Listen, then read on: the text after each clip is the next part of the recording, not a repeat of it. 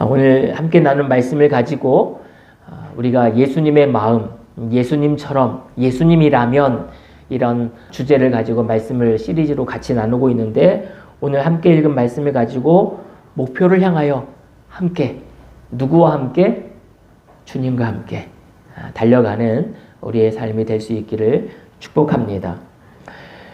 우리가 잘 아는 말 중에 이런 말이 있죠. 고장난 나침판은 뭐 하지 않는다? 그쵸. 흔들리지 않는다.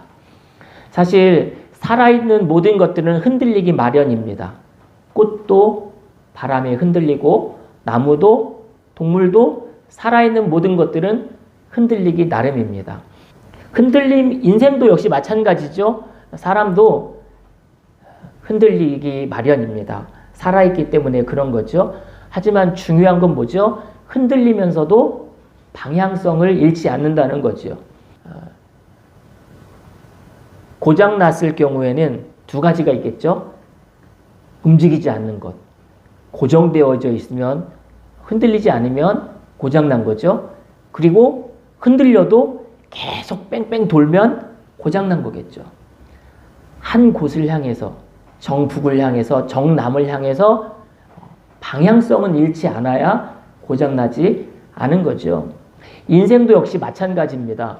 흔들릴 수 있어요. 살아있기 때문에. 그러나 방향성을 잃지 않고, 지향하는 목표를 잃지 않고 흔들리는 것은 건강한 흔들림이라고 말할 수 있겠습니다.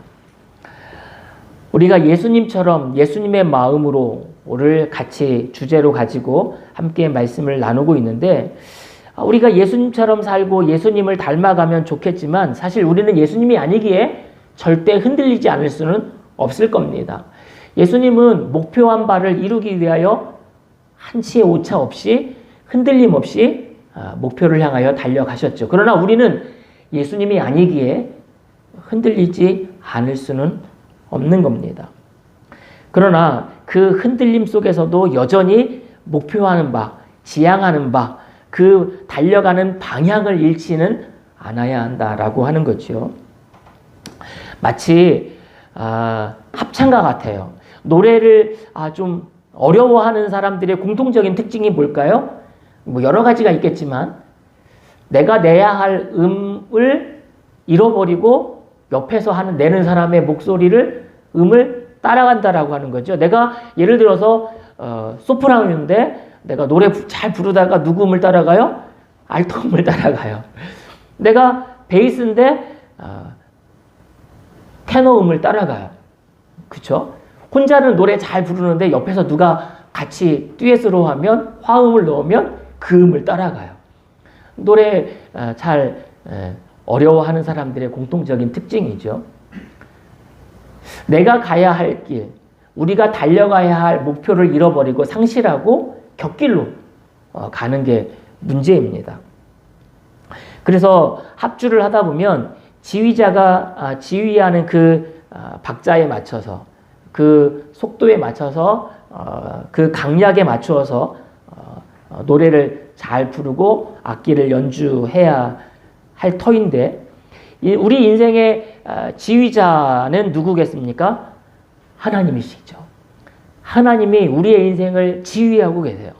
그래서 때로는 빠르게, 때로는 느리게, 때로는 강하게, 때로는 여리게 살아가도록 우리의 삶을 컨트롤하시고 지휘하시는 하나님의 사인을 잘 분별할 수 있는 것이 참 지혜인 거죠.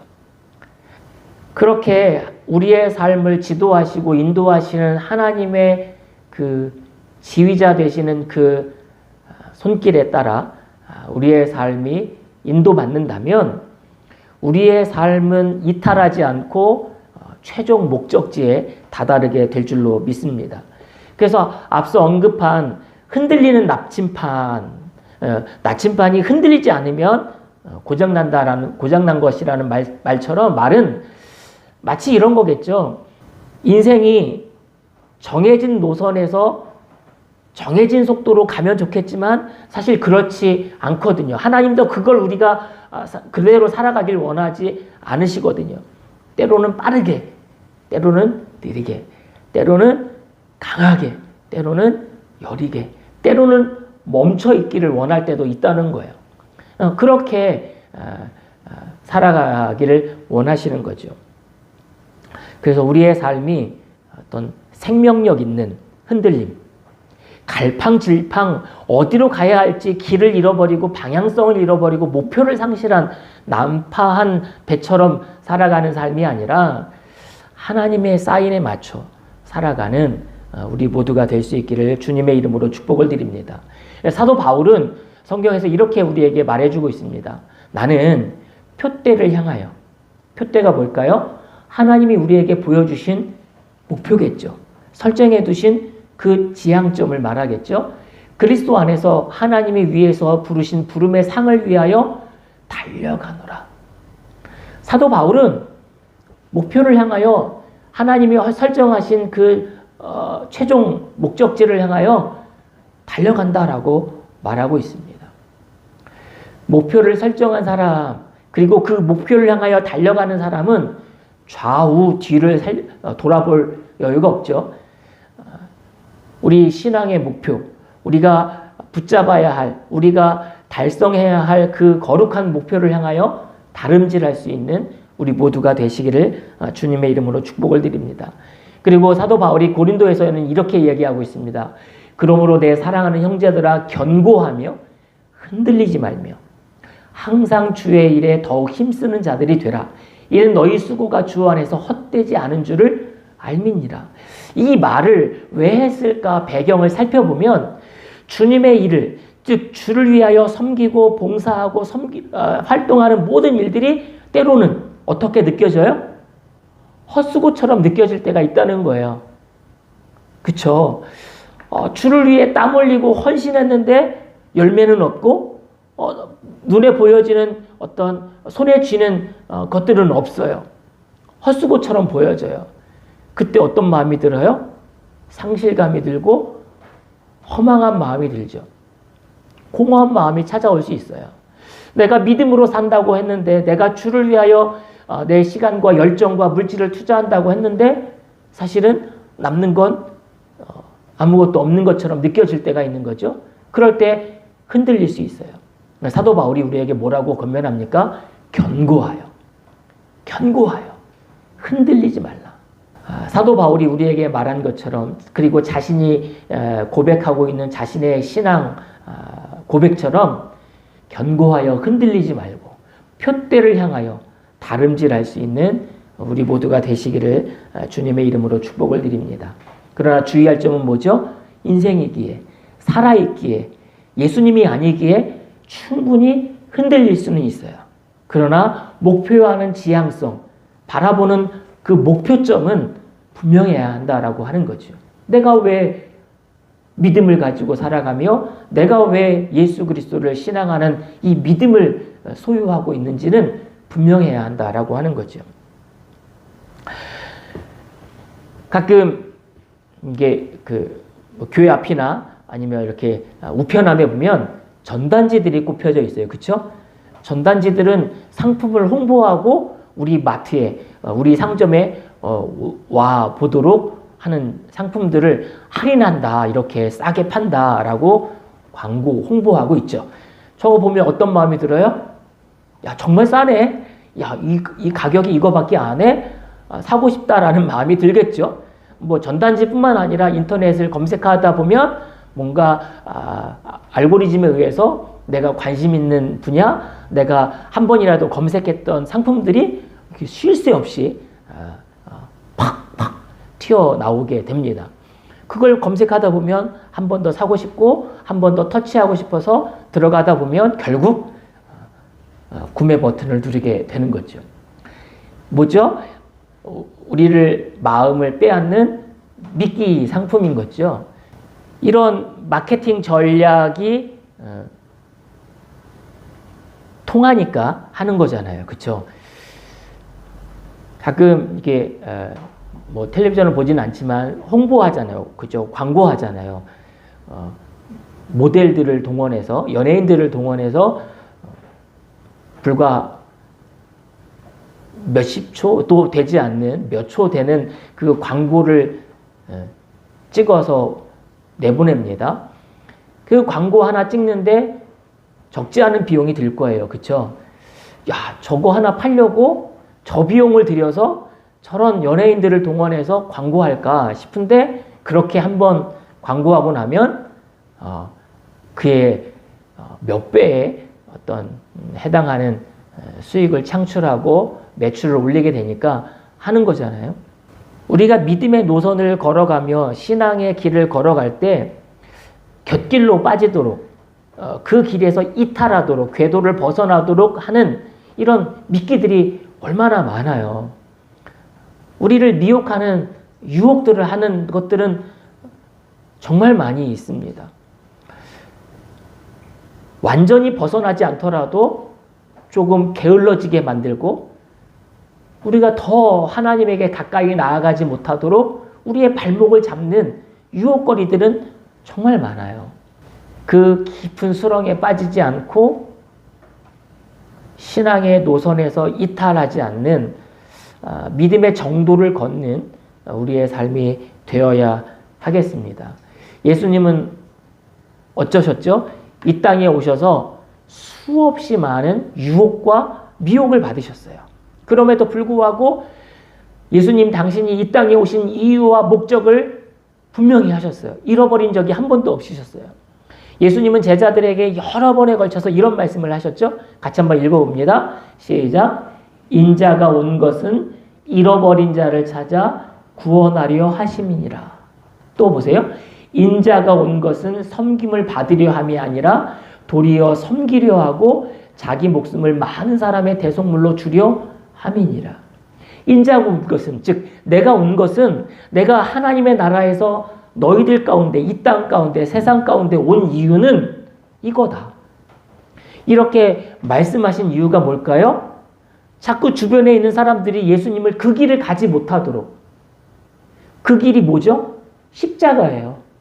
십자가에 달려 죽으시는 그 대속적 죽음, 그 고난의 자리에 나아가지 못하도록 자꾸 유혹하고 미혹하고 곁길로 가도록 예수님을 흔드는 거예요. 사실 그 곁길이 뭘까요? 영광스럽고 부귀와 권력과 인기를 누리는 자리 아닙니까? 십자가와 반대되는 길이니까. 그럼에도 불구하고 예수님은 끊임없이 내가 온 것은 이 길이야. 내가 온 이유는, 내가 온 목적은 여기에 있어. 십자가야.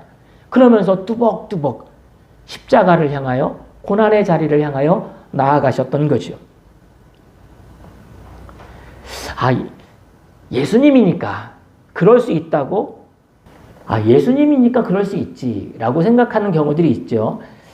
예수님이니까 당연히 그럴 수 있다라고 생각하지만 생각해보면 예수님은 완전한 신이지만 한편으로 완전한 사람이지 않습니까?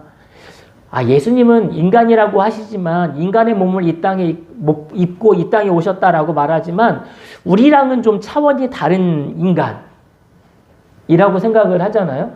근데 전혀 그렇지 않습니다. 예수님은 완전한 우리랑 똑같은 인간이셨어요. 배고픔을 느끼셨고 또 피곤함을 느끼셨고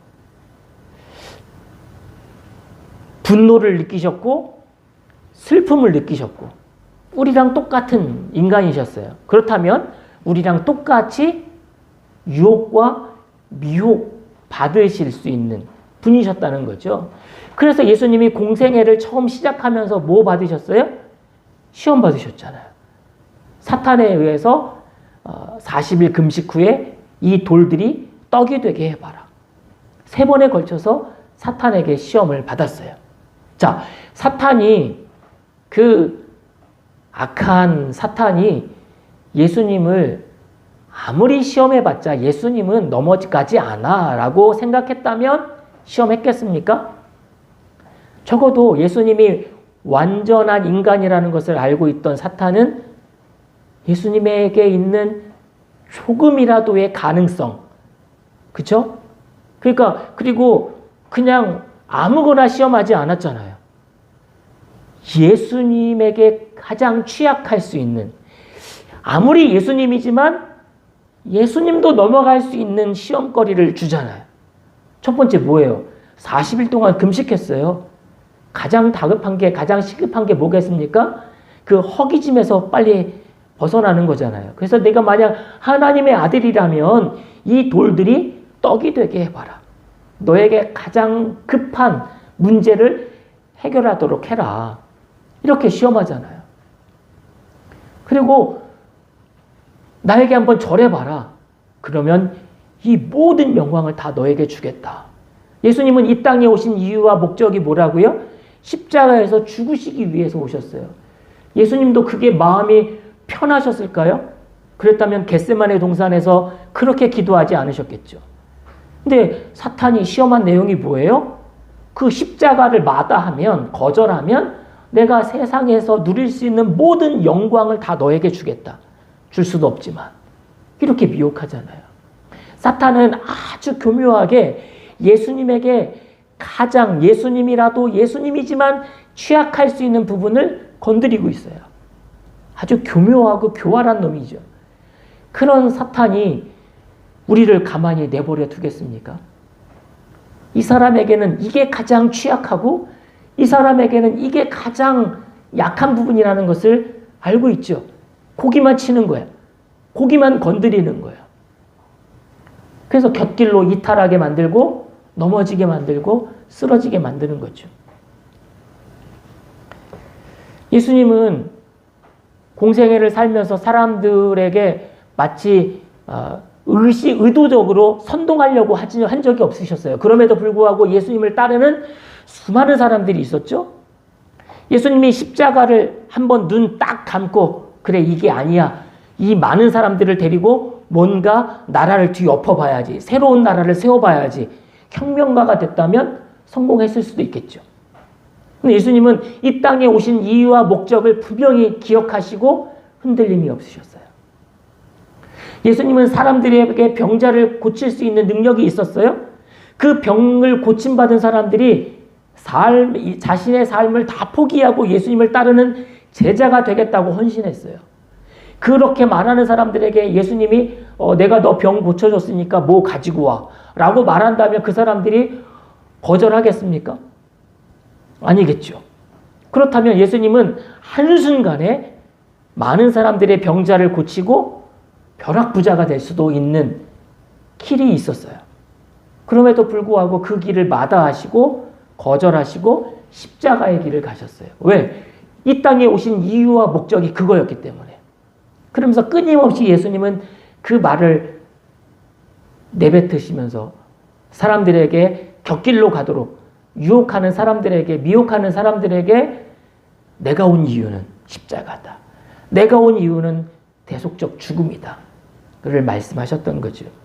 그래서 예수님은 그 어쩌면 흔들리는 마음을 흔들어버리는 그 유혹을 이기시고 오로지 그 길을 가시기 위해서 끊임없이 지난주에 말씀 나눈 것처럼 하나님과 만나 교제하는 시간, 기도하는 시간, 새벽 고요한 시간을 고집하시고 고수하셨죠.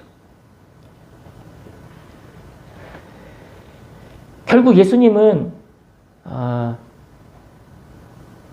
마귀가 예수님을 시험하고 마귀가 예수님을 떠나지 않습니까? 근데 성경에 보니까 얼마 동안 떠났다고 돼 있어요. 그러니까 사탄은 예수님을 시험하고 그 시험이 맥히지 않으니까 단념하고 포기하고 예수님은 더 이상 이제 건들면 안 돼 라고 하면서 두 손 두 발 다 들었다? 아니에요. 잠깐 동안 예수님을 떠났어요. 그러다가 다시 이 마귀들이 합숙훈련하면서 계획을 짰겠죠. 뭔가 아이디어를 회의를 했겠죠. 그러면서 예수님을 넘어뜨릴 수 있는 방법이 뭘까? 예수님이 십자가의 길을 포기할 수 있는 방법이 뭘까를 고민하다가 그래 이 방법을 써보자. 그래서 사람들을 동원하고 어떤 물질을 동원하고 아니면 핍박을 가하고 압박을 해서 수차례 여러 번에 걸쳐서 예수님이 그 길을 가지 못하도록 막았겠죠. 그럼에도 불구하고 예수님은 끊임없이 하나님과 소통하고 기도하면서 자신이 가야 할 길을 흔들림 없이 분명하게 그 길을 걸어가셨습니다. 우리가 살아가면서 믿음의 길을 걸어가면서 흔들릴 때가 얼마나 많아요. 그 흔들림에 완전히 치우쳐서 넘어가고 파선당하는 사람들도 많은데 우리는 예수님이 아니기에 절대 흔들리지 않을 수는 없을 겁니다. 그럼에도 불구하고 지향하고 있는 지향점, 바라보는 목표점은 표대는 흔들림 없이 달려가야 할 줄로 믿습니다. 예수님은 결국 십자가상에서 마지막 이 말씀을 마치시고 운명하셨어요. 무슨 말씀 있죠? 다 이루었다. 다 이루었다 그래요. 생각해보면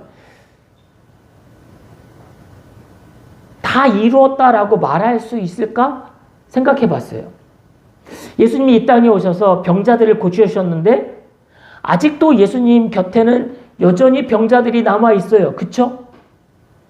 예수님이 이 땅에 오셔서 가진 것 없는 가난한 자들을 돌보셨는데 예수님이 십자가에 달려 돌아가실 때 여전히 가난한 자, 그리고 소외당한 자, 그리고 도움이 절실하게 필요한 많은 사람들이 여전히 남아있었어요.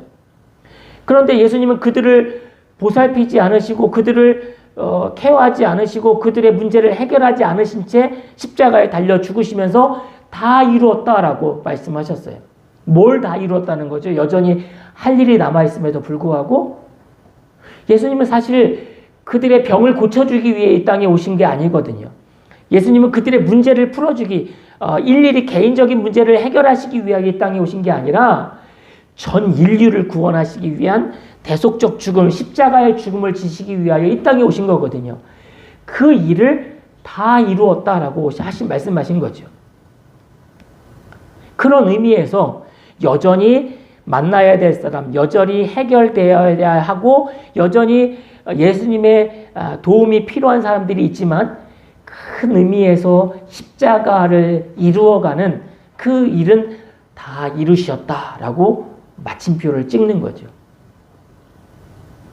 마치 건축가가 설계도에 따라 벽돌 한 켜 한 켜 쌓아 올리면서 마지막 준공하는 날이 있지 않습니까? 모든 건축 사업을 엔딩하는 마지막 날이 있는 것처럼 마치 화가가 붓을 들고 밑그림을 그리고 색을 칠하고 마지막 마침표를 찍는 그 순간이 있는 것처럼 마치 작곡가가 펜을 들고 원하는 곡을 써 내려가고 수정하고 반복하고 고치다가 마지막 원고라네요. 마지막 작곡을 마무리하는, 마치 소설가가 머릿속에 있는 상상의 나라를 펼쳐가면서 소설을 써 내려가면서 마지막 마침표를 찍는, 탈고하는 그 순간까지 고된 길을 걸어가면서 다 이루는, 다 마치는 순간이 오지 않습니까?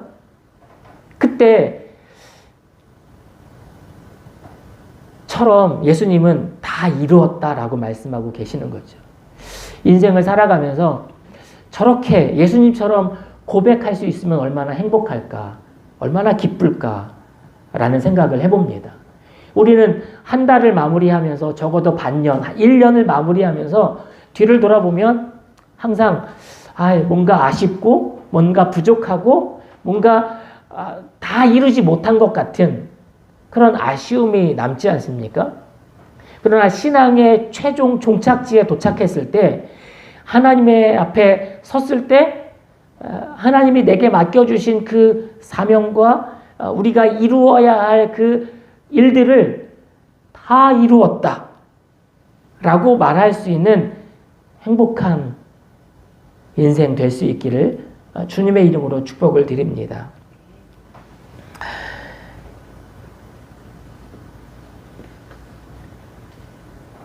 하루는 예수님이 병자들, 지난번에도 한번 나눈 적이 있는데 예수님이 병자들을 고치시고 그 아픈 사람들의 문제를 해결해 주시는 모든 일들을 감당하시니 이 소문이 사람들에게, 마을 모든 사람들에게 퍼진 거예요. 그래서 각자 문제를 들고 각자 해결해야 할 어떤 어려운 문제들을 들고 또 병자들을 데리고 또 귀신 들린 사람을 데리고 예수님에게 찾아왔습니다. 그리고 예수님은 밤새도록 그들의 문제를 들으시고 해결해 주셨어요. 병을 고쳐 주셨어요. 귀신을 내쫓아 주셨어요. 그리고 동트기 전 아주 이른 새벽에 예수님은 깨어서 한적한 곳으로 기도하러 가셨어요. 사람들이 다음 날이 됐어요. 누구를 찾으러 갔을까요? 아직 문제가 해결되지 않은 사람, 더불어 지난밤에 예수님에게 나와서 문제를 해결받은 사람들이 고마운 마음에 예수님을 만나고 싶은 마음에 새벽부터 예수님을 찾아왔겠죠.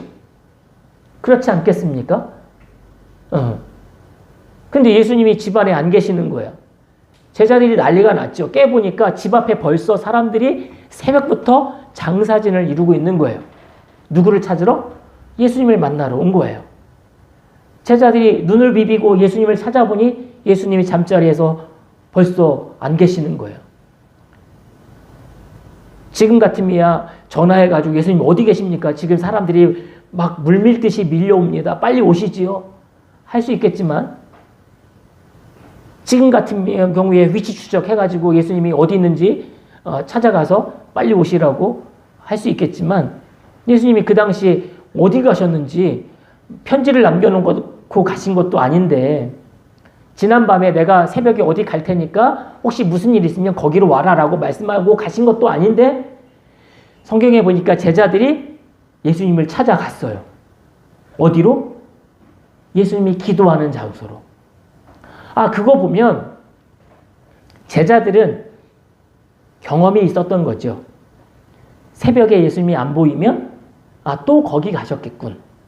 거기가 어디? 예수님이 늘 찾아가시는 단골 장소, 기도하는 장소. 새벽에 안 보이면 꼭 거기가 계셨지 했던 장소. 제자들이 거기 가본 거예요.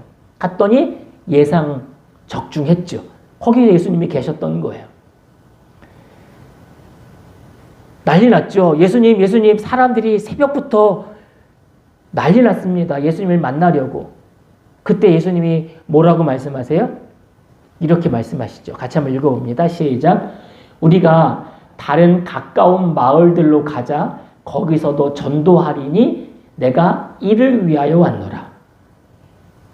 우리 같으면 그래? 나를 찾는 사람이 아침부터 있다고? 내 인기가 그렇게 높아졌어? 이야, 사람들이 나를 그렇게 기다려? 그러면 잠깐 좀만 기다리라고 해. 내가 화장하고 할 테니까. 내가 예쁘게 치장하고 할 테니까. 했겠죠.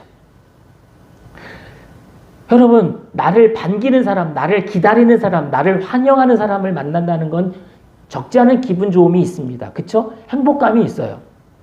만나기 싫은 사람, 가기 싫은 곳을 가고 나를 미워하는 사람들과 함께 한다는 것은 참 불편해요. 그쵸? 괴로워요. 근데 나를 기다리고 나를 찾고 나를 반기는 사람, 나를 정말 간절히 찾기를 원하는 사람들과에게 가서 함께 시간을 보내는 것은 참 즐겁고 행복한 일 아닙니까? 그쵸? 예수님은 그럴 수 있는데도 불구하고 잠깐의 어떤 그런 행복감, 잠깐의 어떤 그 즐거움과 어떤 그렇게 시간을 사용할 수 있음에도 불구하고 그러다가는 이 땅에 온 이유와 목적, 그리고 분명한 그 사명의 길에서 이탈할 수 있다라고 하는 그런 그것 때문에 예수님은 그 길을 마다하시고 다른 가까운 마을들로 가자. 거기서도 뭐 하리니? 전도하리니. 내가 이를 위하여 왔다. 이 땅에 오신 이유와 목적을 분명히 기억하고 세상 인기와 세상으로부터 주는 쾌락에 연연하지 않으시고 살아가셨던 예수님의 모습을 발견할 수 있습니다. 오늘 말씀에도 보면 이런 말씀이 있죠. 너희 안에서 행하시는 이는 하나님이시니, 즉 우리 안에서 활동하시고 우리 안에서 역사하시는 분은 누구시다? 하나님이시라는 거예요.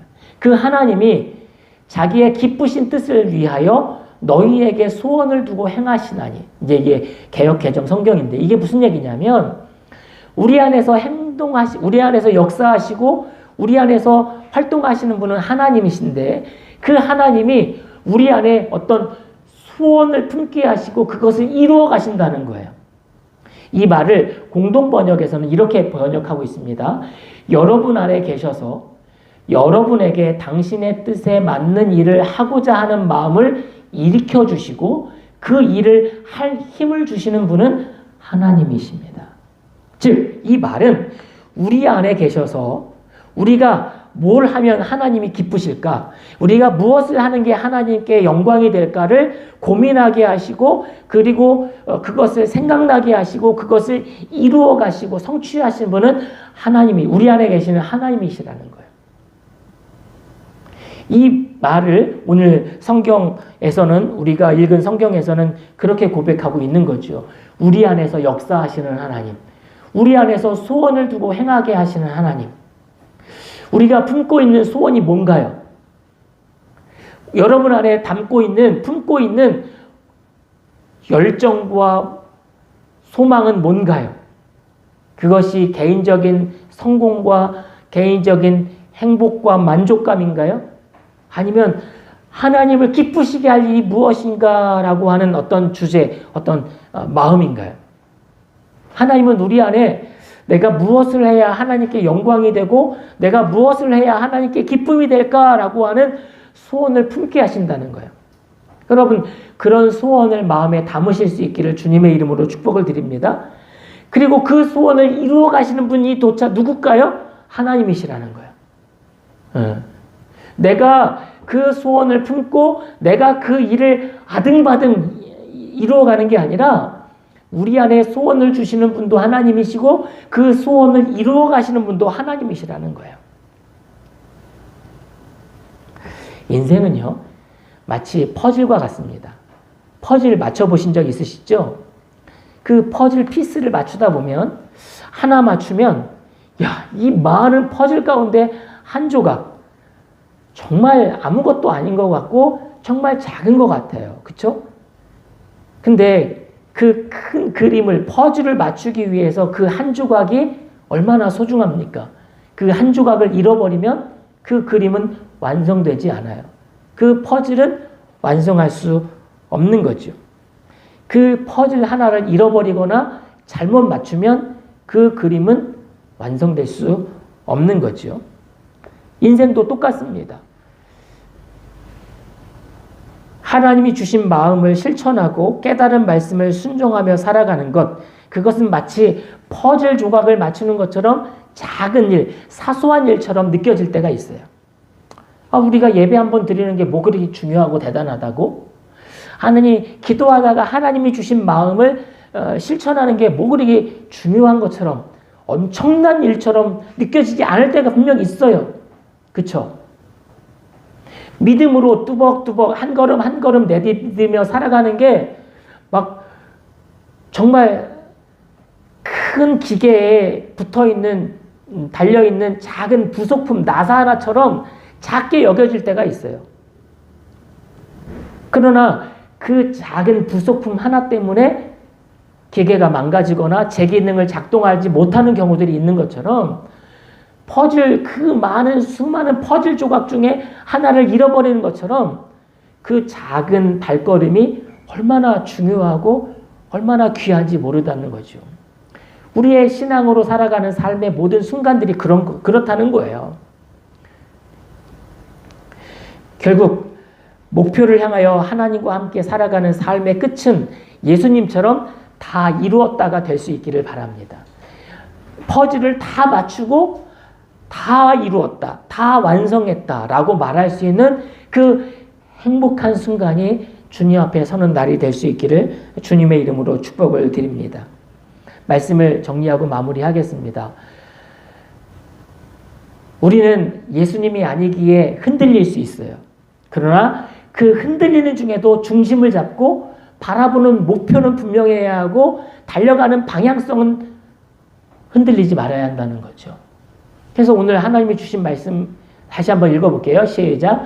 하나님은 여러분 안에서 활동하셔서 여러분으로 하여금 하나님을 기쁘게 해드릴 것을 염원하게 하시고 실천하게 하시는 분입니다.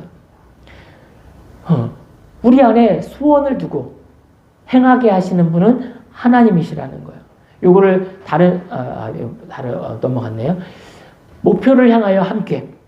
우리 안에 설정하신, 우리 안에 세워두신 그 거룩한 목표를 향하여 하나님과 함께 달려갈 수 있는 우리 모두가 될 수 있기를 주님의 이름으로 축복을 드립니다. 기도하겠습니다.